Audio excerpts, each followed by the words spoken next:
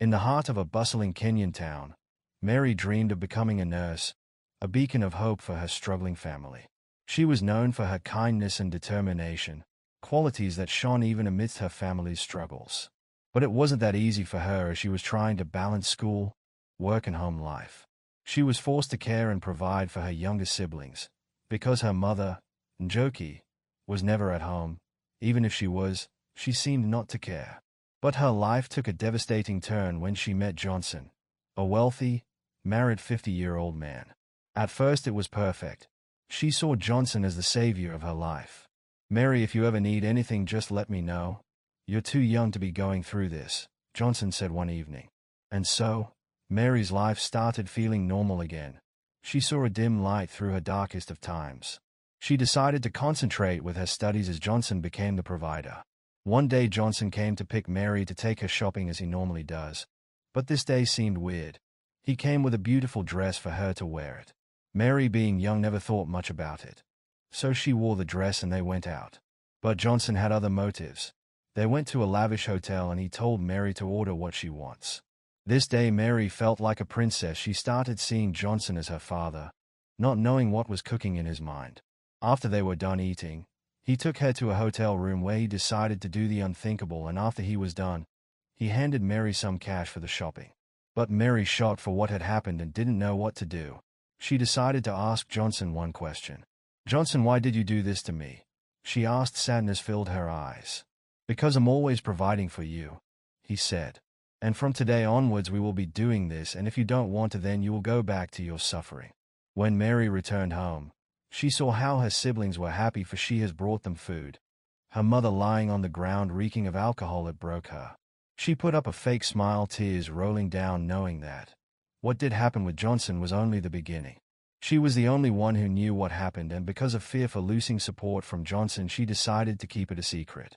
2 years later, it was Mary's final year in primary education, where things took the wrong turn. One Monday evening, Mary was just from school. Johnson asked to see her. He handed Mary a packet of pills, claiming they were vitamins to help her recover from a long day of work. Mary, naive and wary, didn't trust Johnson's intentions.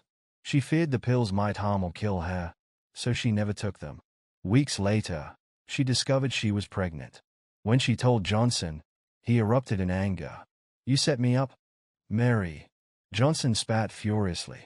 "You and your mother planned this." Mary's voice trembled with a mix of rage and despair. "How dare you say that?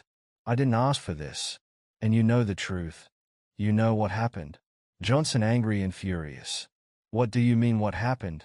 I gave you medicine and I told you to take the pills. Don't pretend you didn't know what those pills were for." Mary's voice trembled. "I didn't take them because I didn't trust you. How could I? After everything?" Johnson sneered. "You're just like your mother, a schemer. Don't ever contact me again. This is your problem, not mine." Mary's mother, Njoki, tried to confront Johnson, but her reputation as a struggling single mother of 4, working as a prostitute, being alcoholic and an absent mother, left her powerless. Johnson laughed in her face. "You think anyone will believe you over me?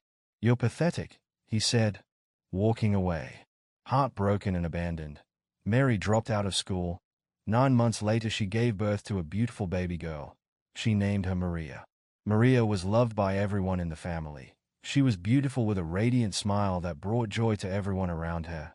Mary decided to raise her daughter. Maria she vowed to love, cherish, and protect her no matter all odds. But deep within her, a fire burned, a promise to herself that she would rise above this.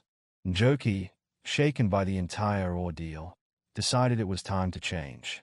She quit her night job, sought counseling, and worked tirelessly to secure a stable position as a cleaner in a local hospital. Night after night, she would sit with Mary, holding her granddaughter, Maria, in her arms. "I made so many mistakes," Njoki confessed one evening. "But I'll never fail you again, Mary.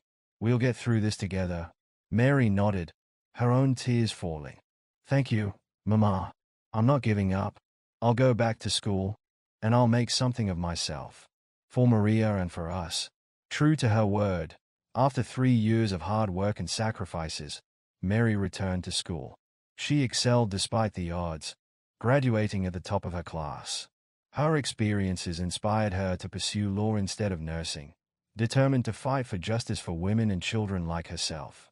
Maria, too, blossomed into a bright and determined young girl, inspired by her mother's resilience. Together, they became a team, their bond unbreakable. One sunny afternoon, as Maria sat in her high school classroom, a strange man arrived at the school gate. He wore an expensive suit and carried an air of authority. The school principal escorted him to Maria's class. "Maria, there's someone here to see you," the principal said. Confused, Maria stepped out to meet the man. He introduced himself with a warm smile that didn't quite reach his eyes. "Hello, Maria. I'm Johnson. I'm your father." Maria's eyes widened in shock. She stepped back instinctively. "My father?" Johnson nodded. "I've made mistakes, Maria, but I'm here now. I want to make it right." He held out an envelope. "Here, this is for you." Maria looked at the envelope, then at the man who claimed to be her father. "I don't want it," she said firmly, her voice steady. "I need to talk to my mom." When Mary heard what had happened, her heart sank. All the pain and memories she had buried came rushing back. That evening, as Maria recounted the encounter, Mary took her daughter's hands in hers. "You did the right thing, Maria. I'm so proud of you. But for now, I need you to promise me something. Don't speak to that man again." Maria nodded, sensing her mother's anguish. "I promise, Mom." Johnson, however, was not easily deterred. He visited Maria's school repeatedly, only to be turned away. Frustrated, he decided to take matters into his own hands. One evening, as Maria waited for Mary to pick her up, she received a call. "Maria, it's Mom," Mary said. "I'm stuck in court and can't come to get you. I've sent someone to pick you up."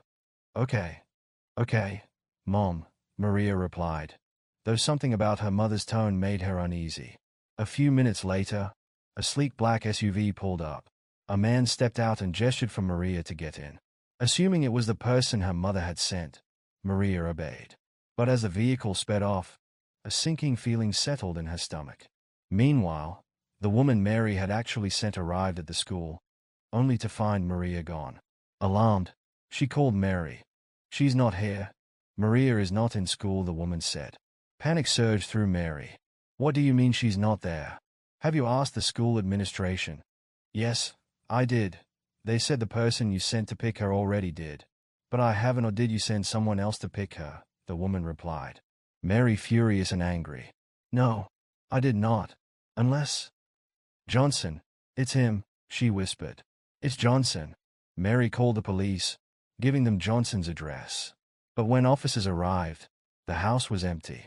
Hours passed with no sign of Maria. Desperate, Mary contacted every authority she could, demanding action.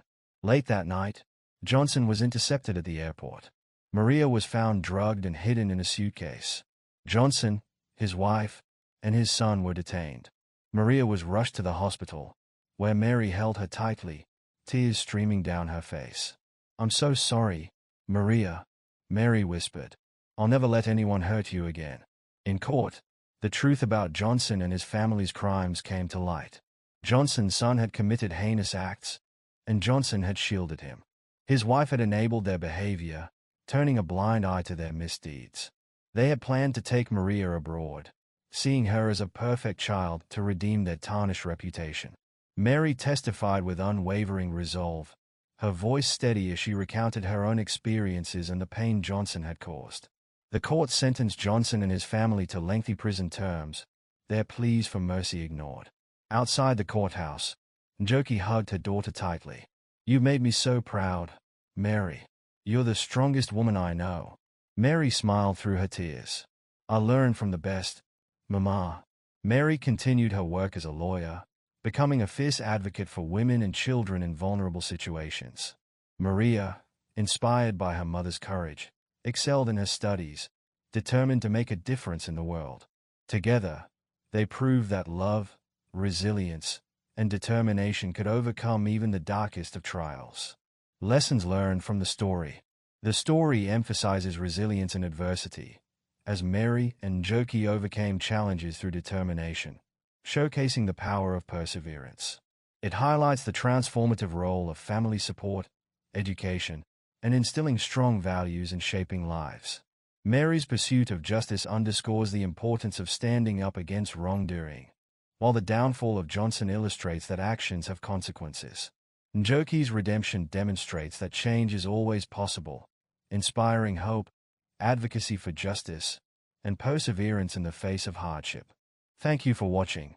Let me know what you have learned from these three strong women in the comments down below. Don't forget to like, subscribe, and turn on your notification bell so you will be the first to be notified whenever I upload more interesting videos. See you next time.